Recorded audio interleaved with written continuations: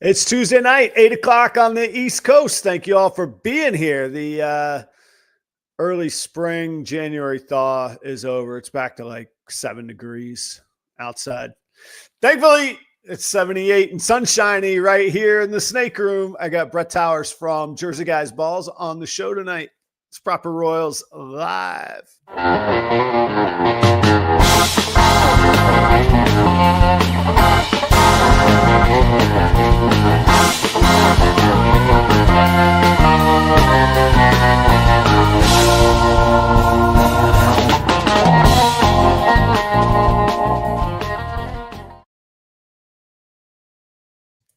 What's going on, everybody? Thank you for being here tonight. I got Brett Towers from Jersey Guys Balls on the show. If you aren't familiar with Brett, you should be, and you should watch tonight.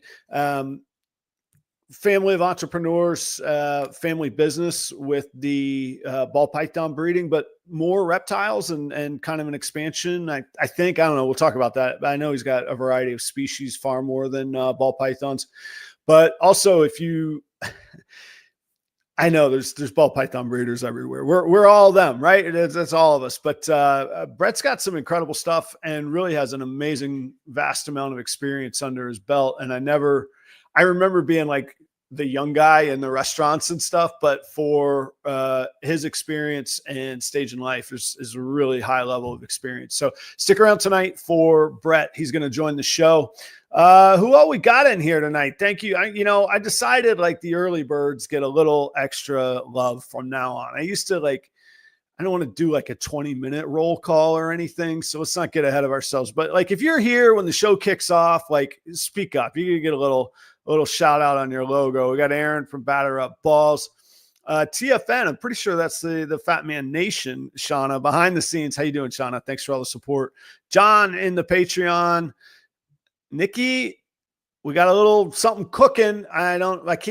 This is an announcement that's a non-announcement. How about that? There's a little project behind the scenes. It's actually pretty big. I think February 12th is the announcement. I won't be the one making the announcement, but if I were to use the analogy of a band, perhaps I'm like a hired gun to make the band a little bit stronger, to see what I could add to the song, so to speak. So I'm really proud to be a part of that.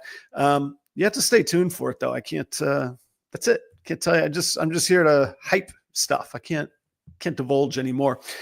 Thanks for being here, Nikki. Well, Brett's here. That's good. That means we're going to have a show. I appreciate that.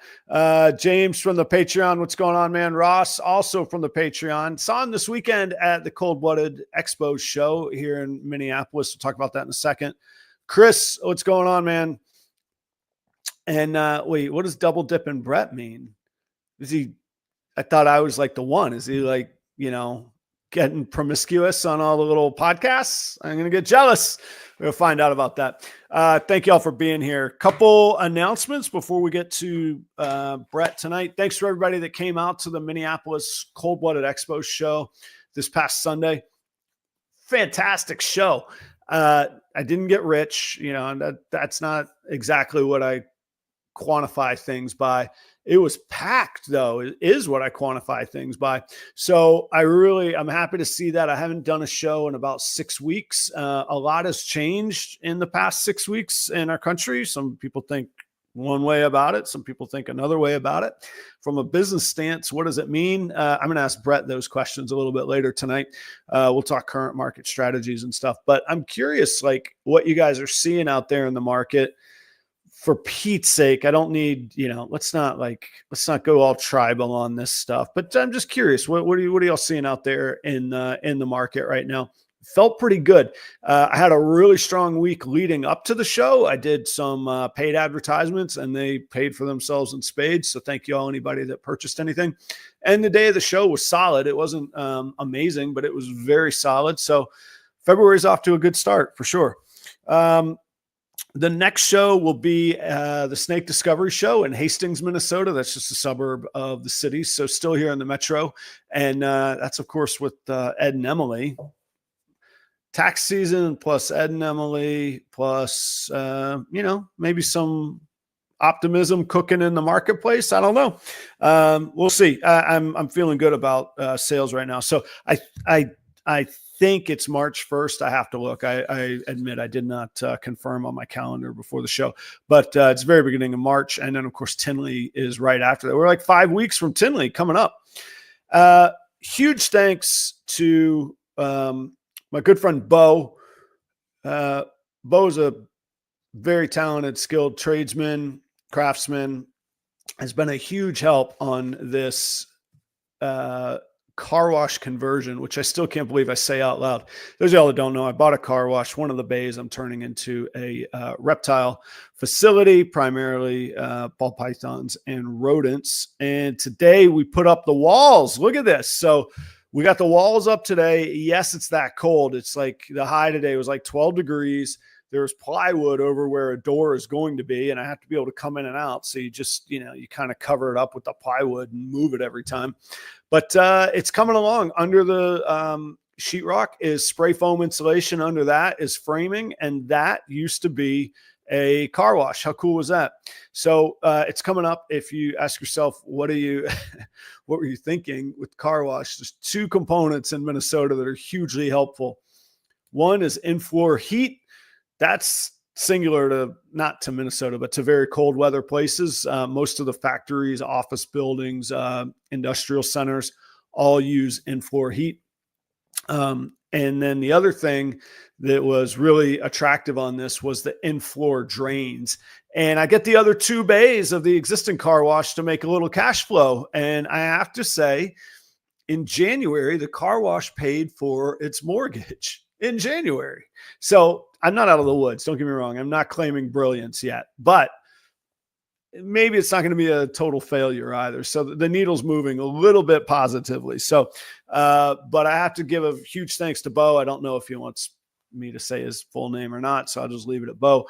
But if you ever have wintertime or off-season trade work, craftsman stuff, and a specialty is concrete and floors, let me know. I'll be happy to refer him to you, even as a consulting resource. The guy is totally worth just engaging with on that. Cold Blooded Cafe, I said Cold Blooded Expos earlier. Cold Blooded Cafe, they sponsor the Thursday morning show, Proper Cup of Joe, Thursday morning, 7:30 a.m. Start your morning off with me and Joe, a reptile guy and a non-reptile guy. But why I bring up Cold Blooded Cafe is they have reset my promo code, which is Proper11. If you used it before and you want to go back and get another discount, I recommend you do that. The time is ripe for that. Huge thanks to Cold Blooded Cafe. We're entering our third year working together. How cool. Huge thanks to Desiree and the team. Thank you all so much. Go support them if you need some frozen rodents. And I think that's about it on announcements. I don't think that I've missed anything else. Let me think. Tomorrow night on Not Another Reptile podcast with Holly from Texoma. Good friends Sarah and Josh from Sundog Serpents will be on. You're going to have to check the time on that. I hesitate to quote the time. I want to say that it's 8 or 8:30 Eastern, but I'm not 100% sure. But you can check out Holly's page for that. Brett from Jersey Guys Balls. We met. We certainly met in Daytona in person. I can't remember if we met before that or not, but Brett's been on the show before. And since he's been on the show, we've hung out at Tinley several times now, but we also call, talk, consult ideas, bounce ideas off of each other. I find him to be a really great resource. I find him to be insightful and experienced. And in that way, and we'll get some details from him, although I think the first episode covered it better. We don't need to rehash the same stories over and over, but family of entrepreneurs, several family businesses, multi-generational support in the breeding endeavors. He raises his own rodents and ASFs as well. I mean, ASFs are rodents, but I think he has other species. I only have ASFs. Anyhow, I enjoy working with Brett. I enjoy talking with Brett, and I enjoy having Brett on the show. And if you don't know him and you're just here for like the whiz bang jeans, I'm pretty sure he delivered a visual Monsoon to somebody today that was self-produced. We'll get into what his crazy things are that he's producing, like really high end options and opportunities for buyers. So please welcome back to the Proper Royal stage, Brett Towers from Jersey Guys Balls. What's going on, Brett? What's going on, Adam? How you doing, man? I'm good. Did I tell any lies about you? I don't think you did. Okay, good. Yeah, they seem pretty on point. I should start like a segment where I'm like, all right, here's 7 things, but one of them is an outright lie, and just go on and never clarify. Just let it be. Like, that's hilarious. Brett is selling, green anacondas at a closeout price these days. Call them for your next anaconda. Mm-hmm. That's what people come for. Honestly, six truths out of 7 is really pretty good. That's about all you can ask for in life. So when you're winging it and you get 6 out of 7, you're winning. That's right. I mean, you come here for entertainment. I'm here to deliver. Who cares about the facts? We're not going to let those get in the way here tonight. Hey, look, it's fitting. How about your birds this weekend, huh? I know. Good birds. We got a good game. We'll see. You want to call a forecast or what's your score? Yeah, what's your score here? Well, how about this? Well, I don't have a wager. I'm not going to wager against you because I kind of like the Eagles too. I was going to say, like, let's make it kind of friendly wager for Tinley's in 6 weeks for a beer or something. But we do that. All right. How would we do this? The question. The total combined, like whoever gets closest on the total combined, and then just bragging rights for the score. Sure. Yeah, all right. What do you got? Your home field advantage. Go ahead. I'm gonna go 30. Oh, geez. 21, 28. I'll go 34-21. Eagles win. 34-21. 55 points. Eagles. All right. I'm writing it down. Not that the internet's going to forget. It'll always be here, but I'm going to write it down anyway. So Brett's got 55. Here's I kind of like your number. Here's why. If the Eagles win, it can't be a close game. The Chiefs are like historically the best at close games. They've got to get ahead. They've got to win. I don't know. I don't even know who I'm rooting for. It's hard, man. I'm not from Philly, so I mean, I got no dog in the fight. I'm not from Kansas City. I really don't care. But I mean, chasing history on the one hand versus I even like Sirianni. I think the guy gets the short end of the stick. Like the dude. All he does is get you to a Super Bowl 2 out of 3 years in a row, and he just eats it constantly. Even earlier this year, everybody was calling for his job. That's right. Yeah. If we lose this week, people are going to call for his job. Probably. Craziness. Like, it's insanity. Yeah. It's second only to the people that call for Tomlin's job. Give me a break. So that's crazy. Anyway, that is nonsense. I think, I think this one's going to get out of hand. I think it's going to be very high scoring. I think it's going to be like, I'm going to take the over on your 55. I'm going to call it 30, something crazy, like 35, 30.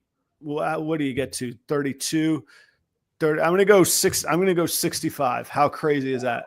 I'm going to go 65 and I'm going to go Chiefs in a close one.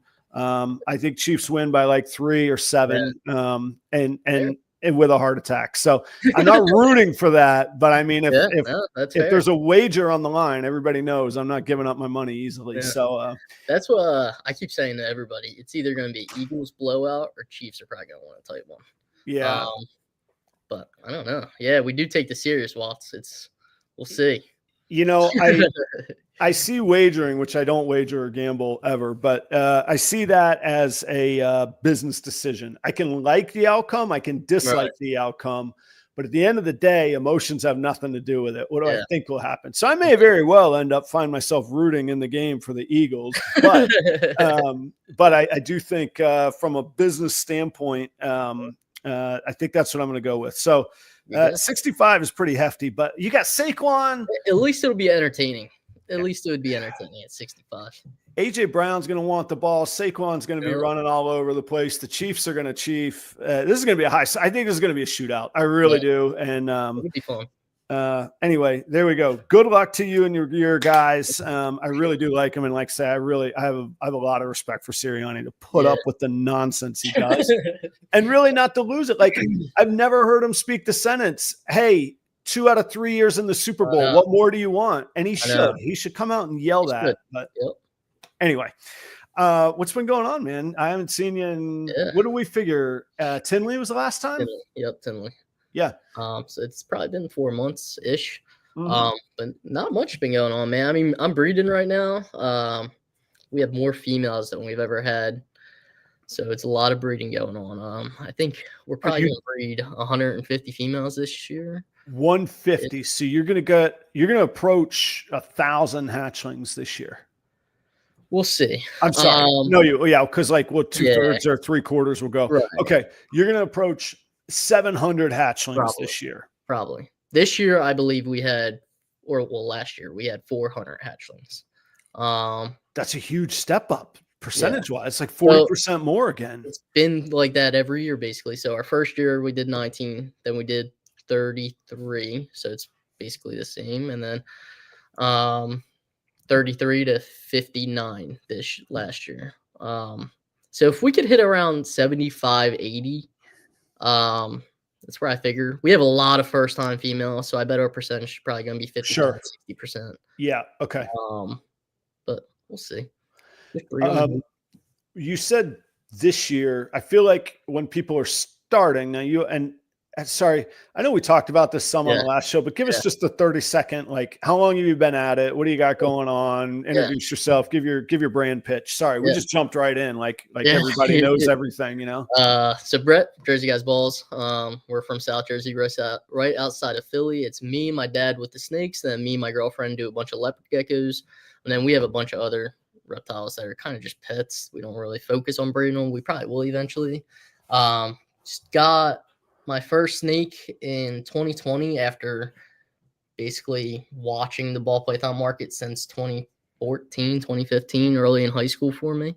Okay. I'm sorry. Why were you watching the market in 2014 in high school? Yeah. And if you were watching it, why did you wait till 2020? What's that? I wasn't allowed to have a snake. My mom's not a snake person. My dad really wasn't a snake person. He had snakes in the past, but not like the magnitude that we have now. Right. But being in high school was kind of under their roof, under their rules. Then I went away to college, transferred home during COVID. COVID hit, and I was like, I'm getting a snake. And I just ordered one, and I didn't give my parents a choice, really. And I fell in love with it. It was so cool. I think it was like a super pastel leopard double het hypopide. And it was just such a cool experience. I remember the first time I held it, I was shaking with it in my hand. It's just the first time I ever held a snake. And after that, we kind of just, because it's another business that we're starting up, after we started looking into ball pythons a little bit more, we're able to write off income from another business that we have. So it kind of just spiraled. And then next thing we know, we had 400 snakes. Now we have probably 600 snakes. Including hatchlings, obviously. But yeah, we got a bunch of snakes, and we've been breeding for about this is gonna be our 4th year breeding. But we hit a bunch of cool stuff last year, and we got a bunch of cool stuff coming this year, so we're excited about it. Yeah. Well, I would say so. And actually, I thought you'd been at this longer, given some of the things that you've been hitting. So you really invested heavily to be even thinking about producing the stuff that you're producing. Talk. One thing you slipped in there, and I caught it, but I don't think that sometimes either the audience or people that it's something that's not taught in schools. Yeah. You said we had another business. Sure. And we thought that we could start this business, and it was opportune because you had, I'm going to paraphrase, but essentially you had profits from that business. Right.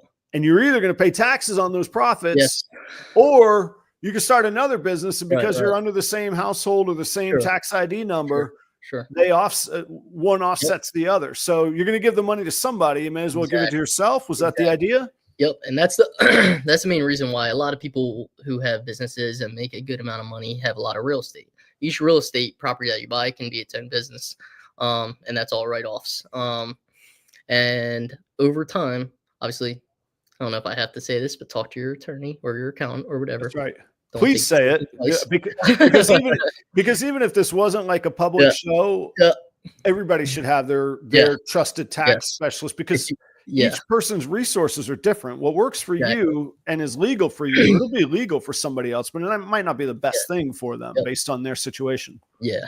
And basically, if you have a ball python business, that's an opportunity to write stuff off and pay less taxes potentially. So that's what we did really. Before that year that we started investing, my dad had a significant amount of taxes to pay with his main business that he's had for decades now. But once we opened the business, we were able to bring them taxes down by investing into another business, which Jersey Guys Balls. Bought a good amount of snakes, which were a good amount of money, which brought down the total income for him down. So he had to pay less taxes. And that's basically what we've done for a couple of years now. Just kept investing in snakes, invested in facility, invested in infrastructure and racks and stuff like that. And over time, it's kind of just grown from the first year having 100 snakes and a couple of racks or sea serpent racks to now we have, I don't know, probably 10 ARS racks and 600 snakes out there. So I think we always hear the question like, when will you get your money back or how much have you made? Sure. And accounting, look, math is math. And at the end of the day, it is real money. Sure. However, you could show losses on taxes, but be gaining assets. So I'll use myself because I don't want to put anybody on the spot. If I buy a car wash last year, Sure, it shows that I have a pretty massive loss from the expense of that and the things that I'm putting in. However, I have the equity in that building and that property now, and I'm improving that property. I'm gaining, and then the durable assets. The snakes are really, really actually pretty hard to evaluate outside of the regular market talk, but the durable good racks, the property, the facilities that are better, improved and all of that. So while now that stuff is, you can't really pay the electric bill with that stuff, but as far as a net worth growth and a business valuation growth in your investing, and that's how like businesses go from like sort of losing, coming back up to breaking even, and then just skyrocketing because I mean, was I accurate? You delivered a visual Monsoon to maybe one of our collective friends today. I don't know if you want to say who. It's somebody else's business, but I did hear about it, so that they made it public a little bit. Yeah, I mean, I don't know if they want me to say it. I mean, they posted on their Instagram story, but he got a beautiful Monsoon female that we hatched out last year, and I mean, it's a pleasure doing business with Charlie all the time. So, I too do business with Charlie, just of a different nature, not involving Monsoons, you know. So, but I say that not because like, I say that because I think everybody in the audience, whether you got I don't know what your business deal was, but I'm saying the exchange of value, whether let's just assume it's cash, but whatever it is not inexpensive for a Monsoon. And we could all probably say, I'd like the revenue of a Monsoon in the business. and so anyway, I go through all that because I think too many people second guess if they have a business. If you're endeavoring to make money and you're investing money in something like this, if it fails, wouldn't you at least like a little bit of a less harder fall on the taxes? Like, well, that's the worst that could happen. The best that could happen is that you start really acquiring some assets and you give yourself a break depending on your tax bracket. It could be a pretty big number. Yeah. Okay. I didn't have that on my sheet tonight, but I am glad that we talked about it. So back to, you said that you would probably, you would pair about 150 and you sort of put the over under at 700 hatchlings. Let me ask you this. Yeah, sure. I said 700. My apologies. I put that out there. Let me ask you this. Sure. Do you have any hesitations on that volume? And I ask that because we always hear and it is a tough market. It's a tough business. So we'd all be bazillionaires if it wasn't tough. So it's a tough business. Where do they all go? Where do you see moving them? Where's your optimism in pushing that many? What are just talk through your thoughts on that? Yeah. That's a good question. And for 700, it does. I mean, when you hear 700, you're like, that's a lot of hats. It's a lot of snakes, right? Yeah. Even just thinking about like how many ASFs I need to produce each week. That's right. But at the same time, like this, we're talking 700 over the entire year. So it's not going to be like, okay, 700 hatch out in July. It's going to be like I don't know, maybe the highest month that I'll hatch something out, maybe be 100, maybe Right. 150, maybe, Mhm. which isn't that bad. And which, because of the pairings that we have going, like we have double heads to double heads going, 90% of them are actually not 90%, 75% are going to end up being wholesale animals. They're going Mhm. to be 66%. Depending on the pairing, if it's a male, 66%, I don't even test it. I just wholesale it as a normal, or I'll Yep. tell them it's 66%. They could test it if they would Go, like it. yeah, go do what they want. Yeah. Yeah, yeah. Just because when we're talking about volume, I mean, I told you earlier, I think we had just under 400 hatchlings this year. And we still have a good amount of them, and there's a good reason for that. If I wanted to sell them all, I would have Palm Streets every week. Yeah. But because we have Bob show next week, Tinley the next following month, a local show the 2 weeks after that, then Troy show 2 weeks after that, and then we're considering Nashville. We need to have that volume and that supply, and I need to have the ASFs to feed them, and I don't have a choice about that. Right. If that means I can't sell some ASFs 1 week, then I can't sell some ASFs. But it doesn't make me hesitate as much as it would have before the previous year. When I had 400 last year, I was able to really evaluate and see how much work that was, and it was a lot of work. I won't lie. We're talking going from 400 snakes to having 400 hatchlings in the same year. And again, we don't have them all. Yeah. We don't have them all at the same time, but it still adds up. Like at my max, I probably had close to 250. And that's a lot of snakes, regardless of whether they're hatchlings or adults. But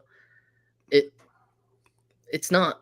So the difference between 100 hatchlings and 250 hatchlings isn't that much. Well, I was going to say, once you have Yeah. the facility and the resources, Right. like I'm assuming, I could be wrong. Right. I'm assuming you're not spraying these tubs with a spray Correct. bottle Yep. and manual, I'm assuming you have some sort of Yeah. sink facility mass thing Yeah. that can handle it. So yeah, exactly. And that's why when we built our new facility, we had a barn out back. We kind of just transformed it into a snake room. We were all about efficiency. We knew we were going to keep upgrading. We knew how many snakes we were eventually going to have. We have a nice commercial sink, nothing compared to Adam's sink or anything. But we have a nice commercial sink. We have 2 hose reels on each side of the room to be able to water snakes efficiently. If I have to spray down a snake, it's happening while I'm watering the snake. I mean, really, we have 2 bad months out of the year with bad sheds. It's basically mid-January to mid-March. And that's because the only thing we didn't do well with the room was insulate the floor well enough so that when it's real cold outside and real hot inside the room, there's condensation on the floor that I have to deal with towels or whatever it is. Is it concrete? It is concrete under tile. It's under the tile. I was going to say, if it's not, the concrete will absorb it. That's something that actually here, when I was talking to friends and mentors, they were like, whatever you do in your place, if it's concrete, at least seal it. If don't put, if not, put epoxy over it. But then you'll be able to control your humidity a whole lot better, And I'm like, please, that's what I need. I have epoxy in the floor in here. But because it's all forced heat, man, it's so forced air heat. It's so dry in here. That's a problem. It's so well insulated in the building that when we're in the winter, when we're running heat all the time, that the humidity gets up to 75, 80%, just ambient. And because of that, we almost have to turn on the ACs just to get some of that moisture out of the room so that the condensation on the floor isn't so bad. I am arguing right now with the inspector. He doesn't believe that my ventilation is going to cut it. And I'm like, he's like, you're not going to ventilate reptiles in a Minnesota winter. I said, yes, I am. I'm going to have thousands of rodents cooking this room up. And I'm also allergic to the rodents. So I have got to get their dander out of here. But to the exact points you're talking about, like, if it's all about efficiency and as small a footprint as necessary, all this stuff creates, I'll have heat panels creating heat in there. I'm not worried about the heat now. Now that I got the spray foam in floor heat, I mean, heat's going to be great. So, What's your couple things from your last a little segment there? Sure. What are your personal like definitions, rules, guidelines for wholesale? What stays? So like Sure. we probably got like we all probably have like holdbacks. Right. Could be holdbacks, but Yeah. I'll sell them if Right. somebody wants to pay me. Sure. Then for sale. And Yeah. then whether we know a wholesaler or not, we have these ideas of like, I Sure. would wholesale that if I could. Yeah. What's your, when you talk about, again, I keep throwing this number around, maybe it's less, maybe it's more, Sure. but 700. When you think of that, what's going to be your definition for what hits wholesale? Yeah. So that's a good question. Because we're still relatively new. I mean, we've been in it 5 years now. I guess this is our 5th year being in it, 4th year breeding. We're still kind of replacing the lower end females that we originally got. Like we have plenty of, I think I have, I think I sold it already, but we have a plain spot nose female out there.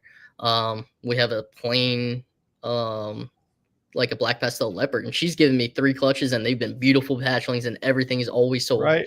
So it's almost hard to sell some of these, but now we're getting to the point where this is going to, like I said, this is our 4th year breeding. So the holdbacks from the 1st and the 2nd year are all coming up the size now. So I'm able to replace these females with the hatchlings that they produced.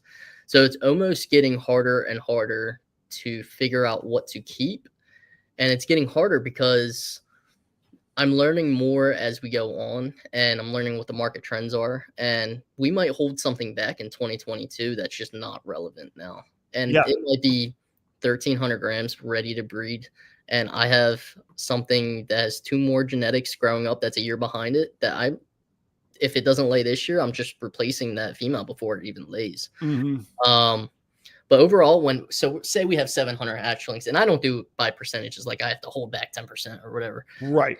If I look at a snake and I'm like, if I keep this in 2 years, it's going to produce something really cool or something that hasn't been hit yet, I keep it. And I don't even think twice about it. If it can replace something that I'm trying to get a genetic out, like we have we hit the DG Monsoon this year. That came from a spider double het DG Monsoon, female. So this year, from that same clutch that we hit the DG Monsoon, we hit a spider leopard Monsoon het desert ghost female. Although I'm not getting spider out of the collection with that, no one's gonna want to pay me what I want for a spider leopard Monsoon het DJ. Built-in discount against you every time. Yeah. When I could just keep it, and it cuts my odds in half if I replace the dam to that clutch. So that there's a lot of different ways to look at it. Obviously, like when you hit like a Monsoon clown and a desert ghost Monsoon male, you're keeping both of them. Whether it's you have in the future, you can hit more genetics with the DG Monsoon or Monsoon clown, or the fact that you just hit a couple more and sell them next year. You have to look at it a couple different ways. Or like, I mean, I'm sure there's plenty of people that would hit them and just, that's probably worth 30 grand. And you just take the paycheck now, because who knows what it'll be worth next year or the year after that. That's a tough argument. I mean, I hear, 100%. Yeah. But at the same time, like when you're in this because you also love the animals, and you look at your projects and you're like, this could be next level. Yeah. Like 30 grand's 30 grand. That's a lot of money, but like it'd also be really cool to hit the Monsoon Pompeii with that same male. I think it's worth actually diving in on that, because typically, not everybody, but a lot of people that are hitting animals that let's just use the number 30 grand. We could pick any big number out. We could pick 10,000 out. Sure. The people that are hitting those, maybe not the 10,000, but actually I would say most of those people are established businesses that have an annual revenue well into the 6 figures of revenue. Doesn't necessarily mean profit, but revenue. Right. And at that point, I mean, 10 grand is significant, but it's not worth like trading in the future when it's that small of a portion of your total revenue or your total business for the year, because it's not like it's not like you're going, oh, I sell that, I take the rest of the year off. Right. No, you still have 70 to 90% of the work still to Exactly. do, but you don't have that amazing asset. And that kind of clicked with me. Like I invested in a snake. I did not hit the snake, but I invested in a snake, and I've had some offers on it that are astounding. I never thought somebody would offer me that much for a snake. And I'm like, no, I bought that for the specific goal. Right. Like that money is not gonna, that's a temporary fix financially, but it's a permanent problem if you take that snake away from me. So that's the biggest thing. Yeah. Like Beast Morph is saying, I kind of relate to that. So if it's a female, sell it, male, keep it. There's so many different things. So when you're talking about something as new as a Monsoon clown, where there's less than 10 hit in the US, we'll say, if you sell that male, I'm not sure how many males have been hit.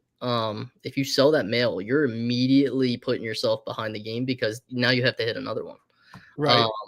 Not only that, whoever you sell it to, they're off to the races. They just leapfrogged everything. Yeah.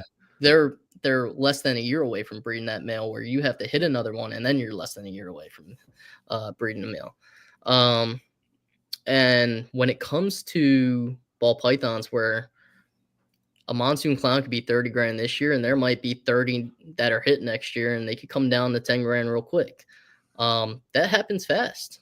So you kind of have to look forward and think about, okay, if I sell this male now and get 30 grand, I'll have 30 grand. If I breed this male next year and say I keep 10 hatchlings from those clutches, what's the value on that? Like, now you have that 30 grand male still. He's a proven breeder at this point. You have 5 clutches from him, and you have 10 holdbacks that you would have had to buy if you didn't have them clutches. So I guarantee you it adds up to be 30 grand. And that's not even talking about the snakes that you actually sell from the clutches. Yeah. And not even, I mean, just to play devil's advocate for everybody in the audience going, well, you don't know that it's 30 grand next year, but you 10x the volume with his offspring, if not more, probably maybe 12, 15, 20x. So while his value might have fallen, it's not down to 1/20th. It's not falling by 95% in most cases. Yeah. It's like, so Will from Royal Canadian Reptiles, he always says the sentence, when you invest in a snake, you're not just investing in that snake. You're investing in all the offspring that snake's going to give you. So if you invest in a $5,000 snake, like, okay, that particular snake might come down in value to $1,000, but all the offspring that you hatch from it might be worth $10,000. And who knows what you're going to hold back that you're not going to have to invest in again, because you're holding it back. It's technically like free money. Yeah. Well, and I think the flip side of that too has been a little bit of a buying opportunity for me, and maybe for other people, when breeders like yourself are selling females. Oh yeah. You've already made your money on it. Like you're playing with so much house money that if you can, and I'm not saying people should just go and lowball you for it, but I am saying if you're moving 10 females and I can find 5 of them I'm interested in, I might be able to go, look, man, I'm going to clear your space. 100. You've already made your money on it. You're still going to get a good payday. Let's get this thing done and move on. Yeah, absolutely. And going back to that, the main reason why I say I'm more likely to sell a female is just because of the time to hatching snakes. If I keep a male, I could breed that male next year. If I keep a female, I'll be lucky if it lays eggs in 3 years. Correct. And that's what I'm learning. When we were first getting in, it was if you feed it right, your female's going to lay in 3 years. It will lay. I'm like, I feel like 30% of my 2.5 or 1.5 year olds lay at 2, and maybe another 30% lay at 3. Yeah. I find a very low percentage lay before they're 3 or 3 at all. I don't have a huge amount of experience or the same amount of experience volume wise as you do, but I've found a few things. One, some of those 2-year-olds will get massive. I have an Orange Dream Pied. I cannot believe how big that girl is. And I'm like, amazing. Remains to be seen whether she'll give eggs or not. I think that she will, just by, I mean, you could tell when a girl blows up, like Oh yeah. she's eating the same number of rodents that the one next door is, but then the one next door is Right. tiny compared to, you're like, okay, something's going on here. Yeah. But, and I mean, she has follicles and all that. I've had animals that lay in their second year, and one girl that has eaten about 3 rodents in a year and a half after laying 2 eggs after I bred her. Like the only reason she's even still here is that I don't want to sell her until she starts eating, because as soon as she does, she's going right out the door. Well, and it's not even because I don't like her. It's because she's become obsolete. It's taken so long that I've advanced past using her. So I'm kind of with you that I like, in the case of that one that I highlighted, if she's massive and looking phenomenal, great. Yeah. But I don't know, she's 1,100 grams and has some follicles. Yeah. I want to see it myself. And I know people do it and they have success. It's not like my girl died. She's just not Sure. producing anymore for me when I did that. I want to see him. I want to see him bigger. And the weight's important, but it's really that body condition for me that I want to see. And that's something I learned from Canova Chase when I went down to their VIP event. He's like, we have 1,400 gram girls, but they're different than a different 1,400 gram girls. There's a long and skinny 1,400 grams, and then there's a short and chubby 1,400 grams. And that 1,400 that is short and chubby is what they choose to breed. That's right. I agree. Yep. I would guarantee you, just because, I mean, like, everybody's different. Like, there's tall people who just take longer to fill out, and there's short people who fill out quicker. And when it comes to snakes, it seems like until they're filled out, they are not going to produce well for you. And if you do breed them too young, it could, I mean, so we've had a couple small snakes lay eggs, and we just find they take the next year off no matter what, and possibly 2 years off. Yeah. Would you rather have one clutch of 4 eggs, or like 2 or 3 years? Yeah. 2 or 3 clutches of like 6 eggs each. And then you just have your random beasts that, I mean, we have one female, she's laid 3 years in a row, 13 eggs each. It's like, I can't stop breeding her. If you don't breed her, she's going to lay slugs. But yeah, I mean, it's so complex. Like, each individual animal is different. And you can obviously tell when they're starting to grow follicles, and if they're too small, we just hold off and it's not worth it. Just let them be. Yeah. I think we bred one snake. Man, I don't even know. She was like 1,500 grams, and she was thick when we started breeding her. But man, she laid eggs, and she just did not do well for us after. And I guess that's just working with animals and give it to the game. And but that's why you live and you learn, and I'd much rather hold off and have that female. And I care about the snakes. I don't want to struggle after they lay eggs. I think it's easier to do when you have certainly the quantity that you have, but even myself, I'm at the quantity now where I'm like, I think this year I'm pairing 55 females. Yeah. I'm at the point this year where I'm like, I've got enough. If I don't pair it, I don't pair it. But when you have 3 or 4 and you've been waiting 2 years, or you have 7 or 8, I get it. I was there. I remember. I know. And I will say, like, when we were first starting out, we had no patience. We were buying any breeder clown we could, and there was none during COVID. So we were paying extreme prices for them. Extreme. And forget even clowns. Those are the days of don't ever sell any female. I remember hearing that as the advice. You couldn't find anything. I mean, we bought our first pastel DG clown for like 15 grand. And like, I mean, obviously the prices have come down, and that's just because everybody who has bought a DG clown has probably produced one by now. Yeah. So that's just what happens. I mean, people need to understand that's what happens. It's supply and demand. If everybody has a DG clown, then obviously there's going to be more DG clowns. But yeah, I mean, I don't know. I can understand being impatient because, man, those first couple of years, like last year was different because we had almost 60 clutches. I was like, oh my God, there's so many.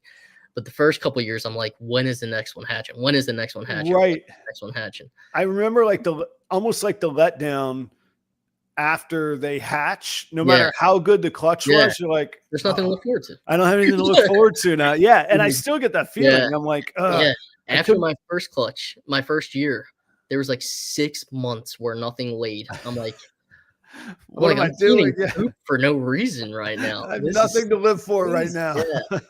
Yeah. But man, stuff changes fast in this industry. I'll say that. That's for sure. Some goes really fast and some goes really slow. Sure.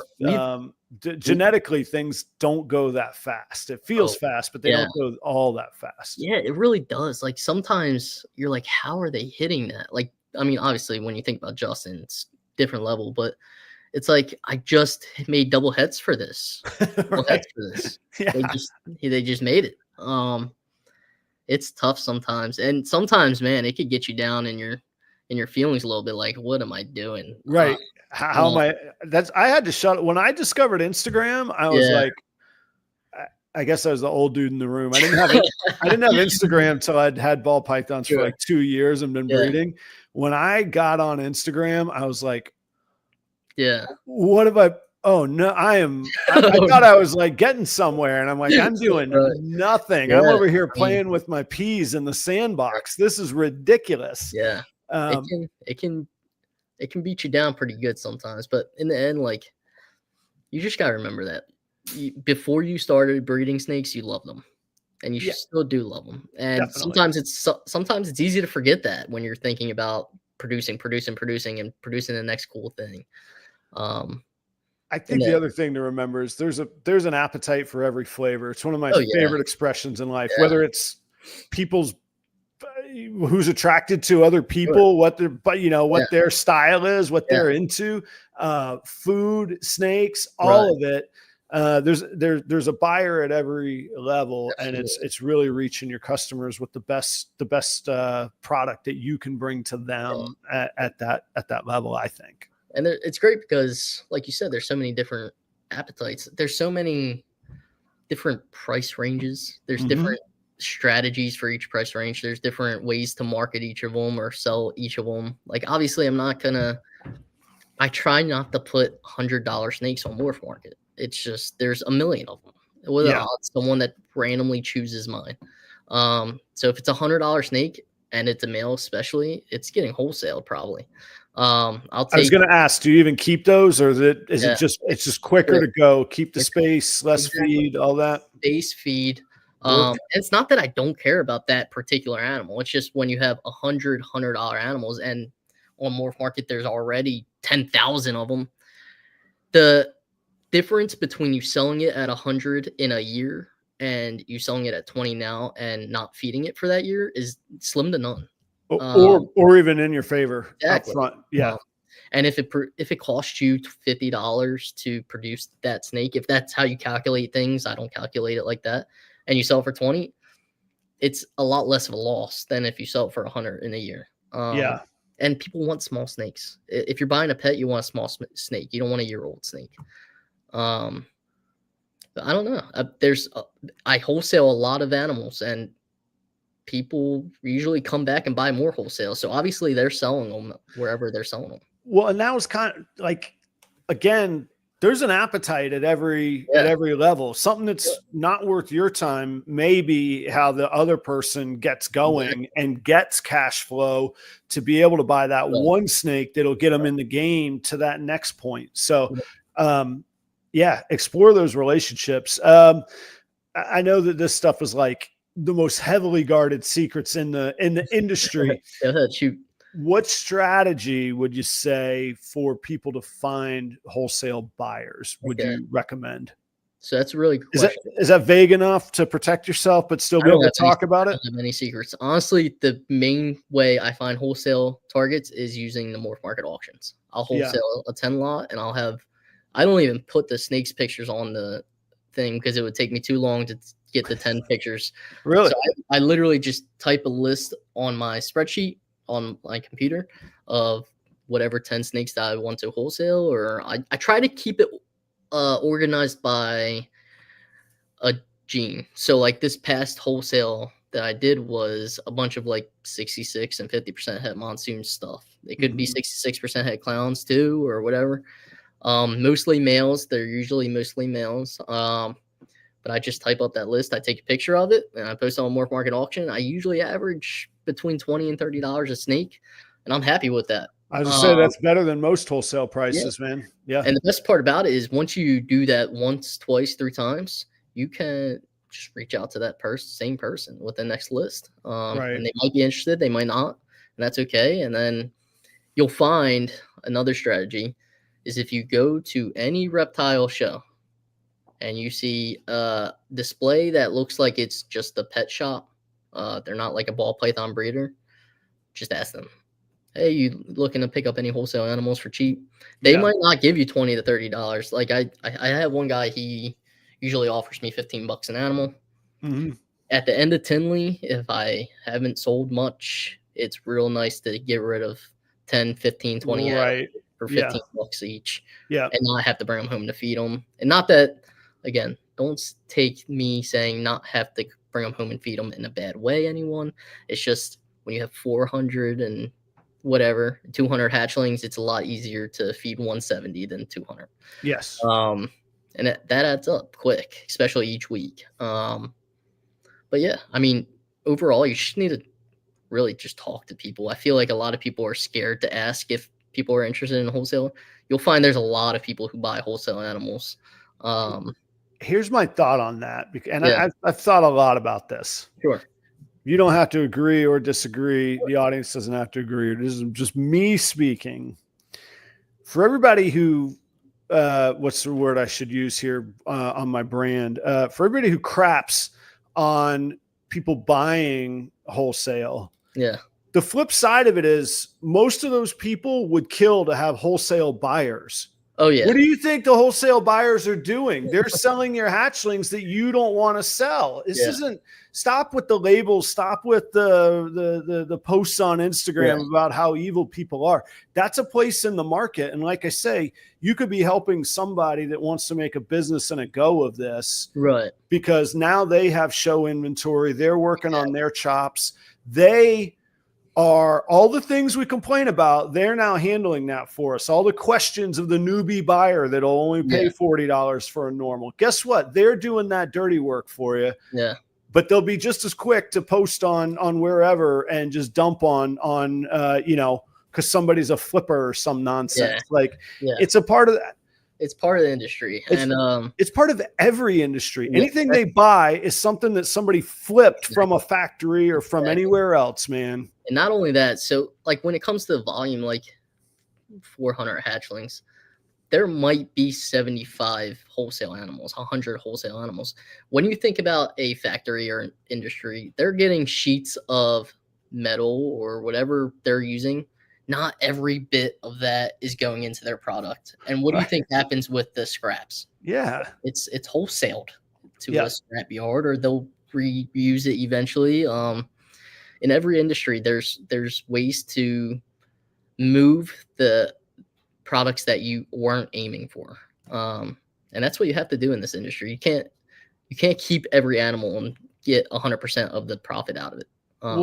It's probably going to, it's going through some channels, but it's probably going to a better place where it'll be appreciated as a pet or a family home, or, you know, the end buyer that paid 30 or 40 bucks for it at a show for their pet, and they're going to adore it versus, you know, we hear of all kinds of horrible things that happen. And I'm not out condemning anybody. There's ethical ways to euthanize animals, but I don't believe I would rather them wholesale down to where they're going to be appreciated versus, you know, and I know it happens, and I know that there's arguments for all of these things, but I myself, just me, would rather do that than have it thrown in a freezer or fed to a cobra or whatever. And I know the cobra's got to eat, but maybe they don't have to eat my ball pythons.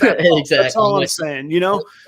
So that's just me. And I have zero desire to be an industry gatekeeper or anything. You guys got to do what's right for you and what you can sleep at night about and look yourself in the mirror. But that's my thought on it.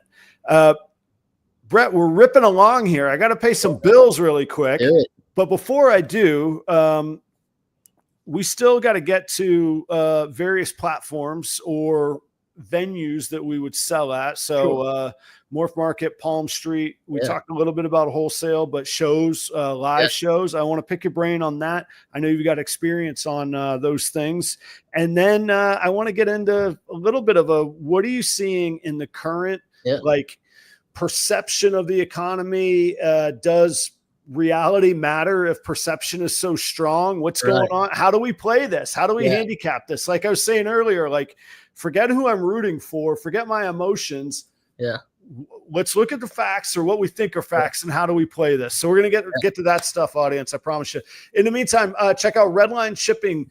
I just cut a video with Robin and his team. I had an issue with with FedEx. They made a mistake.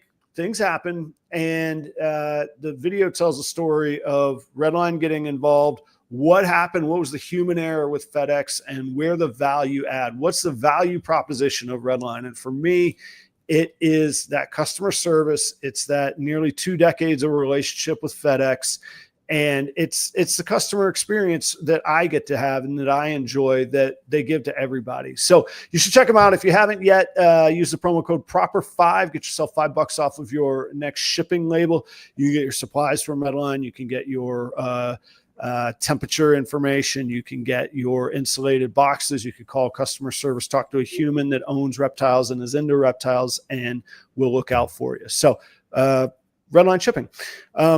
Shedtesting.com. That is Charlie at, he used to be Gray Rider Reptiles. That's shedtesting.com for all your DNA genetic shed testing needs with your ball pythons. There's over 32 genes available right now. That's just what's listed on the website. Charlie's working at developing new genetic tests all the time. And if there's something that you see that's in the same complex but not listed on there, he's likely got the test. So in the yellow belly complex, for example, if you don't see one of them listed on there, I can almost promise you that he's got it. And if you have something that you want either tested, or you want to help him develop the genetic test for it, get in touch with him. Charlie's the guy that handles the testing. He handles the customer service. He's who responds to you if you message him in Instagram. Go check it out. Use the promo code PROPER15. Get yourself $15 off of, that's a lie, 15%, which would be more than $15 in most cases, 15% off of 2 orders. And that is not just 2 shed tests. You can order as many individual shed tests as you want per order. So stockpile some sheds, use Proper15, get yourself 15% off, and have Charlie help you out and make your day on proving some animals, huh? Next up is Argen Reptiles. That is Robbie in Greer, South Carolina. Robbie focuses on clown combo ingredients with other genes like DG, zebra, hypo, all in singles, doubles, and triples. And he might even be starting to have some quad ingredients, but don't quote me on that. That could be a lie. Right now on MorphMarket, there is a DG clown that he has that is currently available on MorphMarket. So you can check that out. Go to his website, argenreptiles.com, join the email list. You're going to get first dibs on all of his new inventory before it goes to market, and it doesn't cost anything. It's just perks for checking out his website and joining the email list. He's not going to sell your information, doesn't spam you, none of that stuff. It's all business. All right, go check them out. Portuguese pythons, Danny and Renee Rocha in Chino, California. They're great people. I've never met them in person, but we do really great business together. They've been great supporters for about 2 years now. All of my Ultramel Pied project stuff comes from them. One of the things I love about what they do is they don't rush to hit the double or triple visual. They work to make sure that there's codoms along the way. One of my favorite conversations with Danny was, what good does it do to hit it if it's already been hit and the market's flooded with that? You're not where you want to be. What happens if you hit it and you have 2, 3, 4 codoms that have never been worked before? Then you're in the lead. And like, it's that sort of insight and thought process that I really enjoy with Portuguese pythons. So check them out for, let me see here, Ultra Clown combos, puzzle projects, Hypo, DG, VPI, triple projects that are featured on MorphMarket with genes like Blackhead, Het-Red Xanthic, and GHI. They had a late season, so their MorphMarket is really packed right now. Go check that out.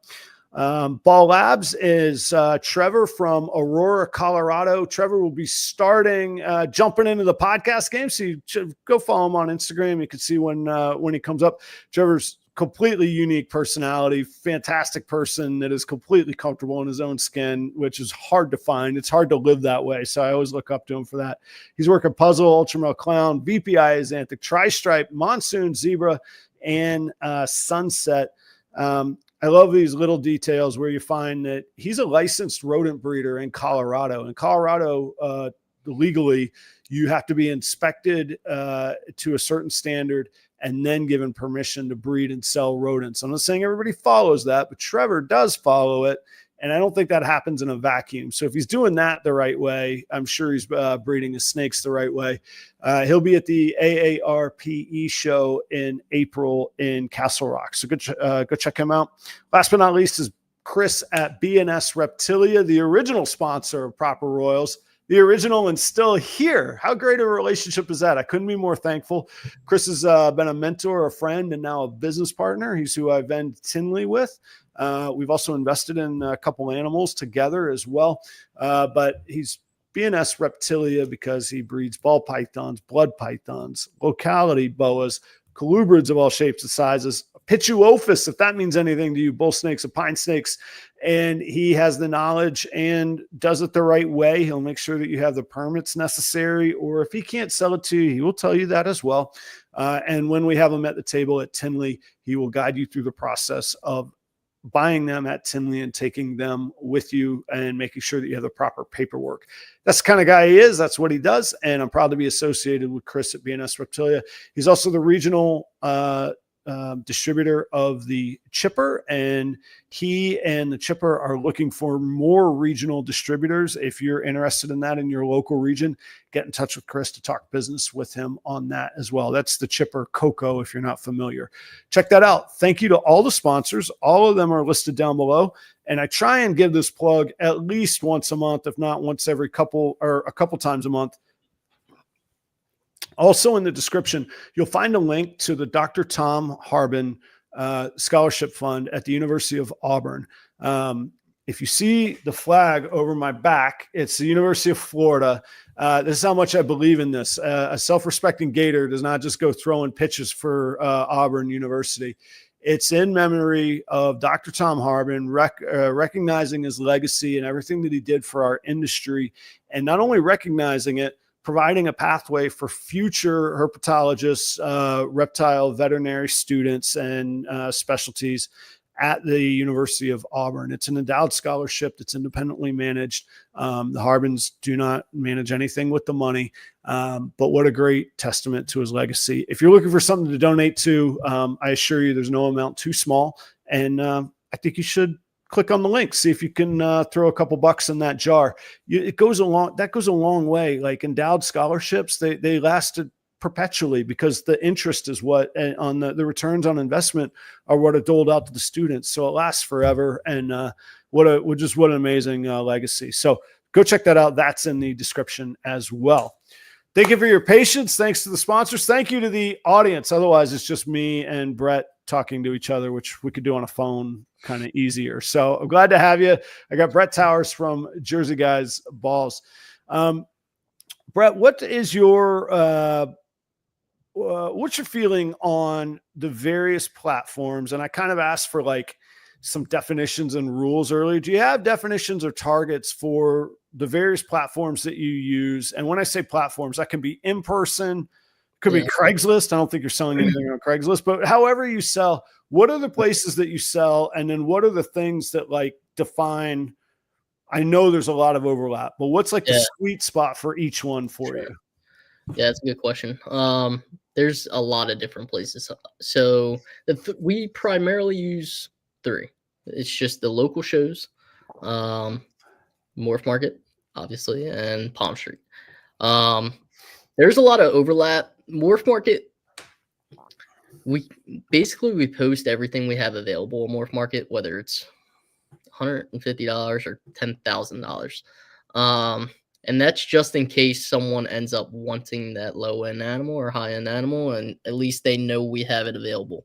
I will say the if you post something on MorphMarket and there's 100 of them on MorphMarket, it's going to be real hard to set yourself apart unless you fill out every detail in that animal's description, like its weight, its birth date.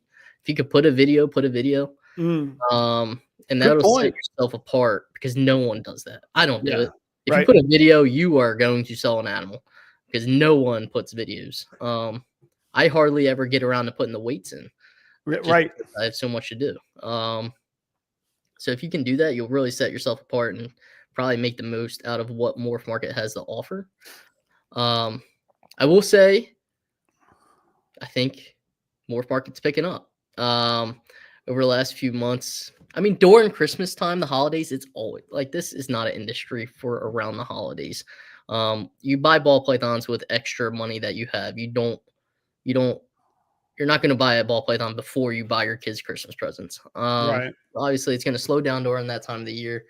But over the last few weeks, it seems like we're getting a lot of inquiries on MorphMarket on a lot of different animals. And the I was gonna best, say last January and February were actually really solid. It's like you come out of the holidays and people are like, all right, what's left?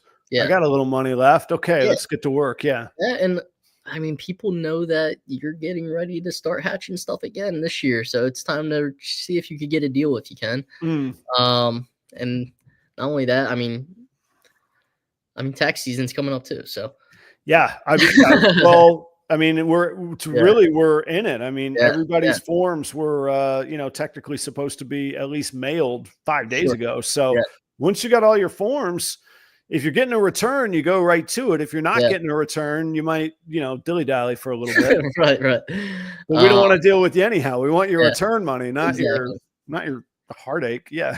But yeah, what I'm finding is really what you put into MorphMarket's what you're going to get out of MorphMarket. If you put a lot of effort in, I'm sure you'll do perfectly well. So that's MorphMarket. Palm Street is a little bit different where there's more fees with Palm Street. However, there's a lot of pros that come with it over MorphMarket as well. I mean, you can move 25 animals within an hour on Palm Street, whereas MorphMarket, it might take you a month to move 25 animals. Well, and let me push back a little bit. There are fees on Palm Street, but there's no subscription. Exactly. You got to have your subscription on MorphMarket. Yeah.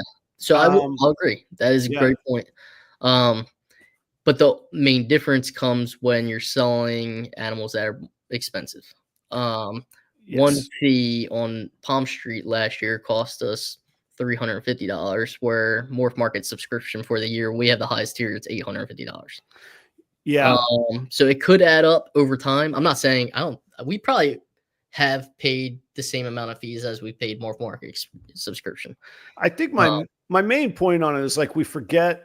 It's almost like the what do they call it? The recency bias. Like, I just paid this fee on Palm Street. Well, we don't think about the $850 we paid on MorphMarket, but I just paid this 100%. Fee. So because I was as I was leading up to this spoiler, I was like, well, what are my? Where do I spend the most fees? And I'm like, well, in live shows, I spend relative to Palm Street or MorphMarket. I spend a fortune on live shows. Yeah. So there's costs to every good you sell. If paying fees means I could sell 30 animals on a Palm Street within an hour and a half compared to paying the MorphMarket fee, which no matter what, I'm going to have MorphMarket. That's the end of it. But if I can pay that fee, that 5 to whatever percent, I'm going to do that because when I look at Tinley, I'm starting at negative 2,500 to get there. To have food and to just go to the show. And that's, you're not promised a single sale. And we've had that plenty of times. I'll be honest. I do less revenue. Tinley is one of the shows I do the least amount of revenue at, and it is my very highest expense show. So there are the other things that go into it. Yeah. Just being able, the credibility that comes with saying I'm vending Tinley, but, it cracks me up because people are like, why do you do these little local shows? I'm like, hey, those tables were $40 a piece. Ed and Emily at Snake Discovery show, their table, they might be 60 a piece. I don't know. It doesn't matter.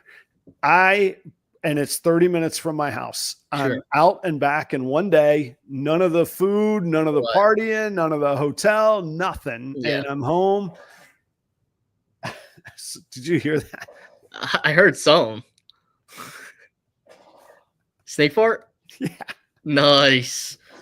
Oh my God.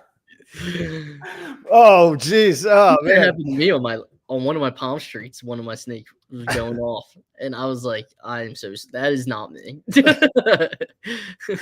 So before we get going on this, uh, it's so crazy how like almost tribal everything is. Like there's like the anti Palm Street, the pro MorphMarket. So to get real specific, I think that my fees on Palm Street are like 5.9 or 6-ish, somewhere in there. So yeah, there's a fee and it does cost money, but there's no subscription. So in the one way, again, depending on how you look at it, whether I don't even remember what the tiers on MorphMarket are. There's the 850, there's what 250 or 300, and then one in the middle somewhere. So you can factor all of that in.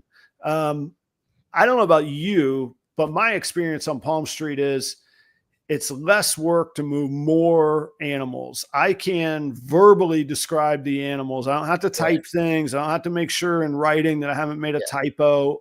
I show them, I interact, boom, on we go. Right. So that's one of the biggest things where, like, I've done a Monsoon on Palm Street and it sold, but it had one bid. I find that Palm Street is perfect for those local show quality animals, those just above wholesale quality animals that you would feel bad taking $20 for. Yes. Because chances are you're probably going to get $100 for them, $150 for them on Palm Street. I think my average is probably $150, $200 on Palm Street per animal. Yep. And that's, if someone offered me that at the show, I would take that as well. And 5% on $100 is $5. That's not a big deal to me. Put it this way: if I do at the high end local show, if I do $2,000 in sales, my fees are probably between 7 and 10%. Right. Palm Street, not so bad then. Yeah. Right. Yeah. And much less time, effort, all of that stuff. Exactly. And a lot of times, like, I'm not auctioning super, super nice animals. Sometimes I throw up some nice animals just to see what they'll go for. In the end, these animals are only worth what someone's willing to pay at a specific moment. Yes, Palm Street's 1 minute long, so you're not maximizing that. But it still has the same thing when you're looking to move X amount of animals in a certain time period. I think from my own place. I was going to say it has its place, and that's really why I framed like what's the sweet spot that you find on it. I also find it's what you can make of it. Like just like at a regular show, it could be a conversation starter. Hey, you bought this. Yeah. You already got the shipping box. That's what happened last time. It's winter time. I got to use a bigger box anyway. Yeah. What else are we going to do here? What else do we want to talk about that I could put in this box for you? Yeah. Like, you can make, and you don't pay fees on that. That doesn't cost anything. It works great. Like you said, like I think I sold a fire pied het sunset male on there, and then I had an OD double het sunset pied female. I was like, dude, this is perfect. And I think you ended up getting it as well. Because you could be like, hey, if you're willing to invest in that, you clearly need this. Maybe you already have another answer, but you know the sales techniques. Yeah. I want to be clear too. I don't know if Aaron realizes. He says I see some things going for why bother money. You can put a minimum on it. You can not sell them on Palm Street. Yeah, I've done that before. I do too. Yeah. Especially like I was talking about with the Monsoon. Like I'm not starting at $1. No. I started that at I think $3,000, and that's much lower than retail, but there's starting to be a good amount of Monsoons on MorphMarket for $5,000. So what is it worth? Because they're not selling at $5,000, or at least most are. Just because they're listed doesn't mean that's what they sell at. Yeah. And if someone offers me $3,000 on MorphMarket, am I going to take it? Potentially. You'll talk about it. Yeah. So, and if two people want it for $3,000, then it's going to go up. Exactly. Yeah. Or exactly. But yeah, Aaron. So like, I'm not. Yeah, your $500 animals to $700 animals that you put on Palm Street, you're not getting $500 to $700. You're getting $200, $300, possibly $400 each. but you're not going on there to maximize how much you're selling each animal for. If you would do that, you would just wait on MorphMarket, because that's where most people are going to see it. Or you would put it on MorphMarket auction, where 3 days of auction people can bid on it, not just a minute. Yeah. I It's think really I think just we haven't totally figured it out yet either. Yeah. Like, 100%. because we can, like, we're just like exploring how to advertise our auctions. Yeah. Like, I don't know that anybody's put up a paid ad yet. Like, maybe I certainly have not. I haven't, and I like paid ads. I do paid ads, but I haven't done a paid ad for an auction on Palm Street. Yeah. Which actually it never occurred to me till now. I was just trying to make up an example. Now I'm That's like, a fair point. well, hey, why not? Yeah, I mean, I just said 10 more people to potentially bid on an animal. It goes up quick. And even if they don't go to the auction, they could click on your little brand right there on Instagram or any of the Meta platforms. Now I'm talking myself into it. Maybe I'm going to buy an ad the next time. Why not? $10. Yeah, but like I said, I think we haven't quite figured it out. And there's, for people that don't know, it is a massive plant sales platform. Yeah, plant people kill it on there. Yeah, they do. And I mean, it's not just like crazy hearsay. Like when I was fortunate enough to be, well, I was going to say at the ground level, and I don't mean to brag, but I was literally the very first person to have a ball python auction on Palm Street. And so in some of their pitches, when I was like, I don't know, I'm not really a early adopter kind of guy. I'm more of a blue chip stocks investor. Like I'm an S&P index fund guy. I'm not the chase the shiny thing. And I can't repeat them, but they were throwing some massive numbers about the sales volume per day in plants. And put it this way, in under a week, their sales volume would pay for 2 of my houses, which I'm pretty proud of my house. So like, it's pretty good stuff. Anyway, they're doing a lot. So I think that in that way, it being new and reaching new people is an interesting, I don't know. It's an evolution and nothing happens overnight. So anyway, I like it. I don't think it's my responsibility to build it. I'm not affiliated with them, but I liked it. I've enjoyed it. I've had a good experience there. Yeah, I've enjoyed it as well. I've done, I think, 3 or 4 now. And honestly, like the most fun that I have during it is at the end of the auctions when I'm just kind of hanging out and kind of doing like a Q&A and people are just asking me questions. And oh, cool. It's kind of like a YouTube live, but I don't need to be on a computer or anything. I just have my phone and I show all sorts of animals and it's just a good time. Yeah. And you can, there's a lot of, what's it called? Almost free form to it. So like on MorphMarket, if you start an auction, you can't be like, I'll throw this one in too. Yeah. No, it's a whole new auction. Whereas on Palm Street, you could just be like, all right. I mean, it takes 5 or 6 buttons that you have to push, but you can entertain the audience live. I've done it a couple times. Yeah. Be like, oh, okay. If you give me 3 y'all that are going to bid on this thing, we'll do it kind of deal. You can do it. It was like, I think someone asked for like combo clowns or something like that. Well, I'm like, I just had a whole clutch of them. Like, here's a bunch of them. And I showed one of them and someone was like, put it up. I was like, what would I be happy taking for this animal? I'll put it up for that. And I ended up getting a couple bids and went for that. And I was like, okay, that's an extra $400 tonight. And that's where, I mean, it's still new. Like we're figuring it out. I don't know what the next evolution of that will be, but there's even like, there's strategies to that. You could like somebody that like I could see Patrick at Aura, the way he analyzes numbers on the spot. Like if he could quantify the interest in comments on a certain gene, he could be like, all right, well, tonight we're going to add this gene because I've seen it come up 5 times or whatever it might be, you know? So I think it's fun. It's hard to experiment with business. I get that. So it's still experimental, I guess, for me. Yeah, same here. I still think there's a lot of great things about it. I still think there's some things that I don't like as much, but in the end, like it's a better way to wholesale a little bit higher end animals. I will say, I've thought, and this isn't representing it properly, so I wish I could do it better, but at the moment, it raises the bottom of wholesale. Yes, I will agree.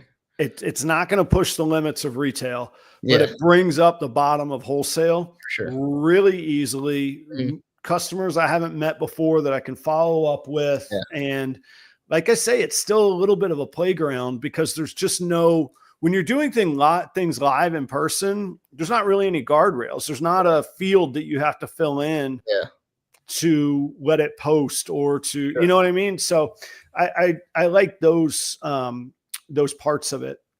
Yeah, Shows. What are you seeing these days at shows? And yeah, I know you do a ton, not a ton, you do a lot of the national shows, so to speak, the yeah, NARBCs. For the people that haven't vended those, and maybe haven't vended any shows, what do you see? I think you do like a local regional one, yeah. Gettysburg. Is that right? Yep, I do Gettysburg. So what I do you like see between the two? I like the Gettysburg the most locally. Okay. If you're just starting out, you've never done a show before, do a local show. Yeah. It's great to be at these NARBC shows and Daytona and all these big shows where you can see the best of the best. What I'm gonna say is when you go do a Tinley, you're spending $2,500 to get a hotel, unless you live around there, to get a hotel, to drive out there, to have the tables, to pay for food and drinks at the bar at the end of the night. It's expensive.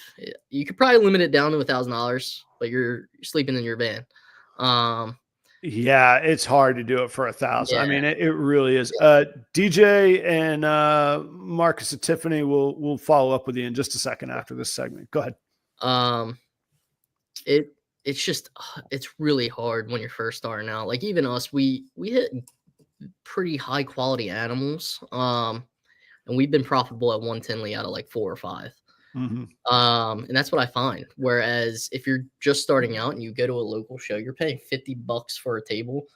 You can sell one wholesale animal and be breaking even. And if it's a local show, you're maybe driving 2 hours, 3 hours max. You're spending a tank of gas. It's another $50.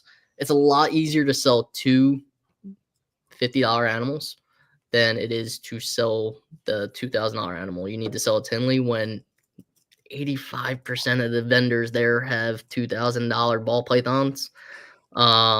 Here's It's the really hard to beat, here's the ugly secret I don't like say yeah, very often yeah, either.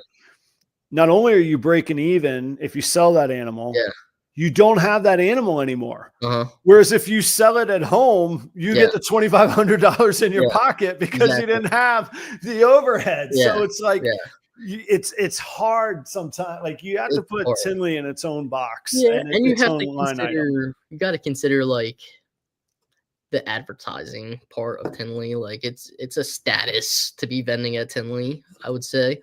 Um, But I don't know. I'm really enjoying the in-betweeners, the Bob Vu show, the Troy show, Yeah. where it's not quite as costly as Tinley, but it's not your typical local show. And there's a good amount of people through, and it's a lot of like us, where it's not the big guys. It's a lot of us small breeders that are able to relate to each other a little bit more. We understand you're not going to make 40 grand at every show. They're And kind of not all of the locations, but they're sure. kind of untapped markets too. Yeah, Not yeah, so much for sure. Bob's, but like I'll use neither of those folks Sure. shows, but I did a show in Fargo last October. Why would anybody go to Fargo in October? I was like, you guys are out of your mind. And somebody said to me, they have one reptile show a year, and Yeah. there's not another one within 3 hours of them all Yeah. year around. That's the perfect show right there.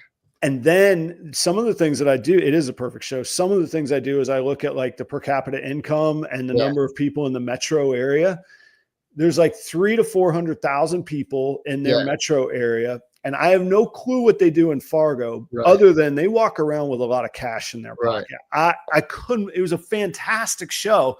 And so like, I think Nashville has been, I hate on social media to use the word thirsty these days. I'm like, am I allowed to say thirsty anymore? There's these markets that are sort of thirsty for Yeah. that caliber show that hasn't Sure. been there. So Yeah. I think the guys are tapping into some cool stuff there. Yeah. And that's a great point you have. Like, if there's 300,000 people there in Fargo and it's October and there's nothing else to do and there hasn't been a show for X amount of months, it's like you need 0.01% to show up in order to have like each person sell one animal.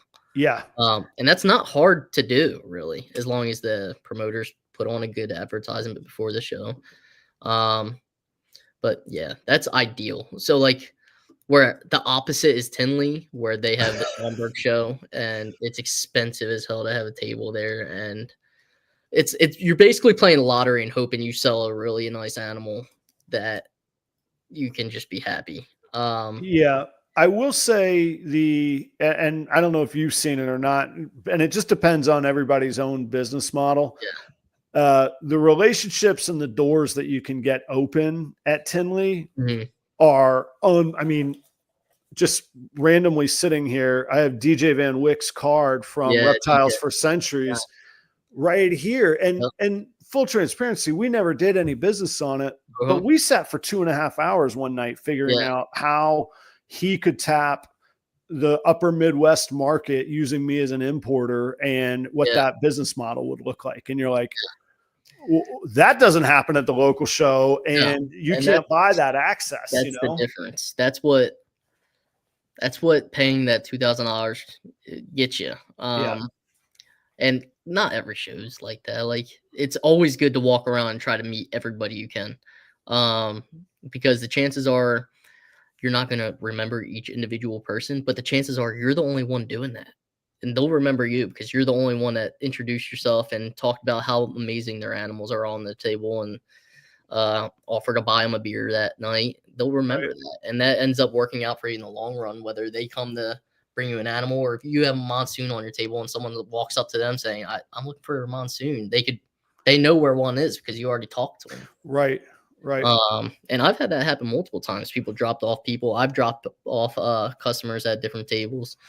But that's just that's what makes this industry so great. That's the best of it.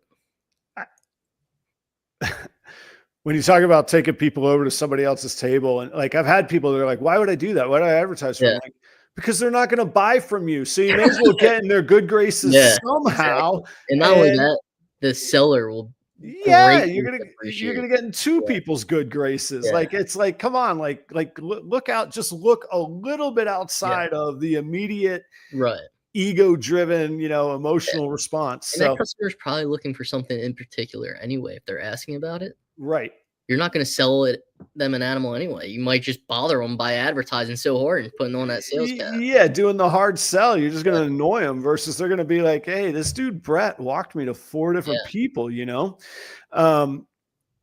Let's see. Okay, so there's some Palm Street chatter. We'll come back to that in a moment. Actually, really quickly, DJ, I think it was, DJ PD Pants. You named yourself that, not me. I'm glad that you're here. I'm giving you a hard time. I will do them soon. The wintertime is prohibitive for me. I'm in Minnesota. I can't ship. Now, one of the knocks on Palm Street was that the sellers don't get their money until the animal is delivered, which could mean, it'd be 2 months before I would get my money. But they have amended that. That is much. I don't know if they've done it for everybody, or you might have to sell one time. You're getting yours though. Mm-hmm. Yeah. So anyway, just ask them. I'm not sure what the stipulations are, but I get mine after 96 hours. So it's not a big deal anymore. But if I have a local show coming up that I can move animals immediately, like I held off of doing Palm Street knowing that I had a show this past weekend.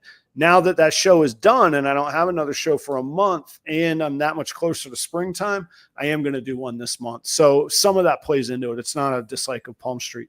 Somebody said something about the options or the diversity or the pricing. Yeah. I mean, the market's the market of where people are at. So it's almost this self-fulfilling thing of like, well, there's nothing on Palm Street. Everybody says there's nothing on Palm Street. That means I'm probably not going to put something on Palm Street. So it takes a little while to evolve. We'll figure it out, but I do like it. I think it's worthwhile. And like it depends on the auction. Like there's different quality of breeders that go on auctions. Like Oh, now I'm in real trouble. That's a customer of mine from Palm oh Street. no, you're in trouble. Burn, boom. That is well played. Well played, DJ. I will be back and we'll do some business again. Fantastic. Oh, called right out. That is great. And I acknowledge. There we go. Good job. That's hilarious. Oh man, that's great. All right. So I always promise like a 90-minute show. So we're in overtime. So we're gonna do like quick fire, not get too deep in the muck on this. Whatever you want, man. What are you seeing? Well, and I've got family stuff I got to get to. So there's a little bit of barriers for me, but it means that we can do another show in the future. And it means we've been a little bit packed with content, and there'll be more for next time. What are you seeing and hearing out there? Since most of us were doing shows between now and 8 weeks ago, there was an election. There's an economic belief in the air. In my opinion, it's too soon to know whether anything is real or not. But I'm seeing some real sales. What do we make of this? What are you making of this from a non-emotional, certainly non-political standpoint? Yeah. From a market-driven business mind, what are you making of this right now? I really feel like the industry and the market is really starting to turn around. It's like everybody has said, we're never gonna get back to COVID, and how it was then, and everything's selling for 10 times the amount it probably should be selling for. Just be happy that it happened. It's gone. It was great. It was like a fling. It was just lovely on a summer night, and it's all over. Yeah. Sure. You ask anyone what the market was like in 2017, 2018 before COVID, and they're going to tell you it's pretty similar to how it is now. Like stuff takes a while to sell. Eventually it sells. It's all about finding that right price point, and that's what I'm finding. Like once I find that right price point and figure out what something's actually worth, if I have another one and I list it for the same price, it typically sells pretty easily. But I don't know. I really feel like there's been a lot of chatter about people getting some good inquiries on MorphMarket, moving some higher quality animals. And I even saw someone post on Instagram today that they just picked up a leopard Mojave Monsoon head DG male from Justin. I know that wasn't cheap. So it seems like every kind of sector in this industry is starting to move a little bit better, and I'm looking forward to this year. I think it could definitely be an uptick from last year for sure. Are you thank you, Keith. I appreciate it, man. I got to send you pictures of Keith and I did a breeding project together last year, and one of the girls just recently ovulated, man. And you talked about like some of the freakishly big female. This is the biggest female I've ever seen. Like I'm like taking over unders on how many eggs are in this thing. So anyhow, are you at the point where mentally you're saying, okay, I'm going to get a little more stubborn on my prices, I'm going to get a little more firm, I'm going to push for more, or are we still trying to test the bottom? Are we testing the bottom, or have we bounced, do you think? That's a good question. I do think we've bounced a little bit. Where last year, at the end of last year, and it was pretty slow for me. I'm not going to say it was like that for everyone. Man, you could have offered me anything for a couple of animals and I would have took it probably. This year it's kind of more of it depends on the quality animal. I would say like the bottom 50%, you offer me something, there's a good chance if it's not 50% of what it's worth that I would potentially take it. Whereas if it's an animal in that upper echelon of the 50%, like a Monsoon het clown, like I'll keep it. Not that I won't come down on price if you make an offer, and I love hearing offers. I love negotiating. It gets me excited. But like I'm less motivated to come down on the price because I know what it's worth. There's X amount of Monsoon het clowns in the world. It's just about not being desperate. Like obviously if I need to raise money, if I got a payment coming up on something, I'll raise the money. But I really feel like we hit the bottom and we're bouncing up a little bit, and there's no need to be desperate about selling stuff anymore. I say we leave it right there. I want to check back on that, and I hope you're right. This is one of these things where I'm like, I'm kind of with you. I feel like we're testing the bottom rather than we've gotten the firm bounce. But that's pretty optimistic for two people to be on the same side of that, because for the past 2 years, if you asked 100 people, 2 of them wouldn't have said, we're still on the downhill. Yeah. So I like that. Anecdotally, for what it's worth, I put out 1 paid ad this past week, and the local market was booming.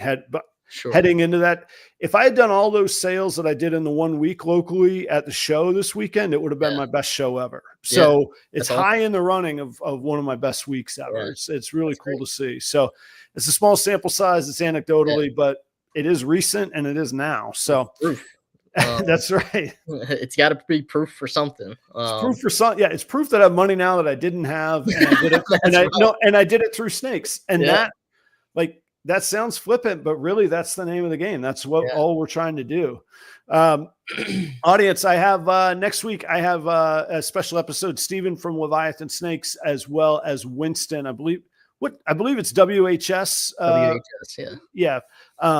And I know exactly who Winston is. I went to look up his brand. It's not as easy to find as I would have thought it would be. So anyway, but Winston will be on with Steven. Steven's got a new documentary coming out. The Southeast Reptile Expo is coming up. So they're here to do a little promo of all of that. But I did make them commit to, we're going to get into some great breeder content. Winston is, my pitch was that Winston is kind of the bridge of like the old school and the new school. He's got a foot in each one, and he's been around a long time at this. He's a wealth of knowledge. Yeah. He's very close with Brock Wagner, and Brock goes back 30 years. And man, I love talking to Winston. He's you never know what you're going to get with Winston. well, I know. And I do have I have a show on that with my brand in the corner. So I'm aware of that too, but no, all joking aside. So that'll be up next week. Audience, go check out Jersey Guys Balls. Where can everybody find you, Brett? Definitely recommend Instagram. Don't recommend Facebook. I hardly look at Facebook, hardly look at Facebook Messenger, especially because it's a different app and it bothers me. But reach out to me on Instagram. My phone number is in my Instagram bio if you ever actually need to reach me immediately, or I haven't responded to you, because sometimes it goes to the requests, which I also think is stupid. Great point. Like that. no, seriously, like, guys, if you stayed and watched to the end and you want to sell snakes, that's a fantastic point. Put your business number, and that might be your same number. Put it in your bio. Like, you're here to sell. So what if your number's out there? That's a good thing. Yeah, I mean, who's gonna call some random guy who breeds snakes? Were they gonna get a prank call? Okay, it'd probably make your day. You'd be like, man, these rascals are still at it. Who knew that? Yeah. But yeah, definitely reach out to me. Not even if you're interested in ball python, just reach out to say what's up. I love meeting people and talking to people. And if you see me at a show, say what's up, and I'll probably buy you a beer, because I like to have fun at shows. Yeah. I can attest to that. We've had a good time at the shows. I should have said this earlier, Brett. Give my best to your dad. You guys have always been very complimentary and supportive of me, and I've never taken that for granted, and I always appreciate it. And you guys are always a joy to hang out with. I look forward to catching up again. And like 5 weeks, 6 weeks. Oh, yeah, we're gonna call it 5. Whatever. It's sooner. Yeah, it's good. Can't wait. All right. Thank you so much, Brett. Stick around for just a second. Audience, I will see you same time, same place next week. Thursday morning with Proper Cup of Joe, I'll be on. And go check out my friends Sarah and Josh on my other friends' podcast, Holly at Texoma Exotics, tomorrow night. I still don't know what time it is, but 8:30, 7:30. I don't know. You can find out. Just go on the Instagram. You know what to do. I'll see you guys soon. Thanks for the support. Cheers, guys. That's the wrong. That's the wrong. Let's do this again one more time. Cheers, guys.